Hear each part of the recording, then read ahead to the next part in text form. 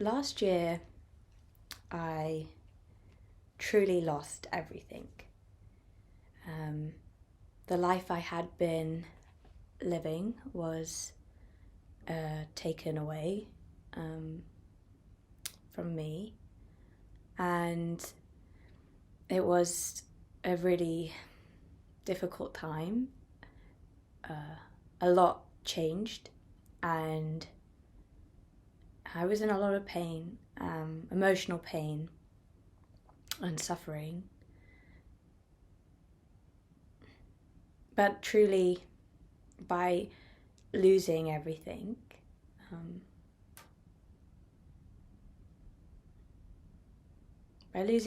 I really gained everything. And I just have such a sense of peace and gratitude for that time. It's made me really appreciate that being present and being loving and happy is all you can ask of yourself, because everything else is just a nothing. It's an illusion. It can be taken away from you at any time. And so to seek validation and love and joy and peace in experience it's a mistake, because it can be taken away from you at any moment. And that's not to say that you then shouldn't have these things, because again, if it is a dream, then it doesn't matter if you do, and it doesn't matter if you doesn't. It doesn't matter if you do, and it doesn't matter if you don't. It doesn't matter if you do, and it doesn't matter if you don't, because it all just is. It just is.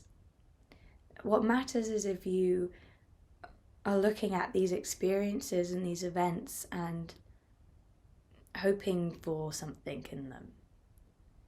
You've got to let go of that. You've got to let go of thinking that anything will give you everything.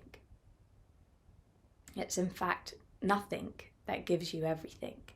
And by having that moment of losing everything that I thought I was, everything that I believed gave me happiness and gave me peace and gave me hope and joy and security. Security was a huge one.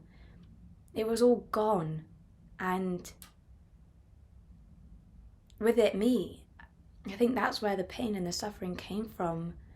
I felt that I was gone. I'd lost me, because I'd lost all of these situations and external circumstances. But actually it was by losing all of those things that allowed this wonderful, amazing opportunity to really see my true nature, because there was nowhere to hide anymore. I was hiding in experience, hiding in relationships, hiding in trips to the coast. I was hiding away from the truth which is that I've always been what I need.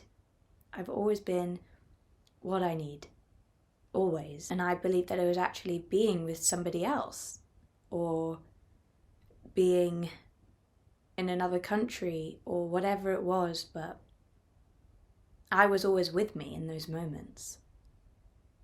The underlying factor in every experience I've ever had has been that I was there, knowing that it's not actually in where my physical body may be or where my mental head may be, but actually just the fact that it's me, I'm there, and all experience that I've had has come from me in a way, because if it wasn't for my participation in those experiences, I wouldn't have been there. I wouldn't have experienced it. I was reading Rupert Spira's You Are the Happiness You Seek, and in it he recounts this story where, and I can't remember who it is, but a guru and his apprentice go to a wealthy man and ask, could we have a place to stay tonight? And the wealthy man says, yeah, you can live in our cowshed.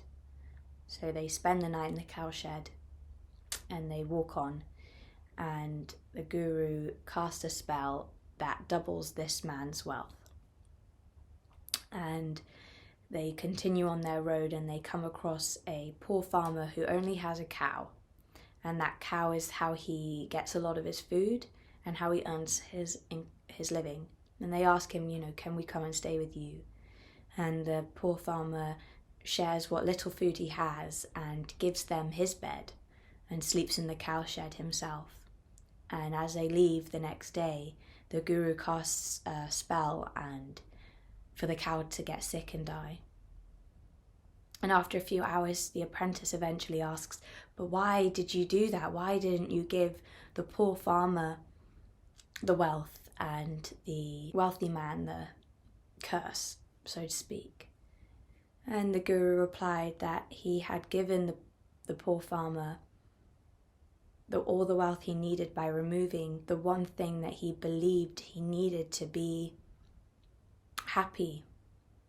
He gave the farmer the opportunity of permanent happiness and peace and joy by removing the one thing he thought he needed, whereas he just added to the wealthy man's misery by making him have more things to divest his energy and happiness into, meaning that he would never find the source of his own. I find this story really beautiful because I think we can often cling on to something hoping that will be the thing that makes everything okay, that makes you happy and makes you joyful, and actually is acting like a huge wall.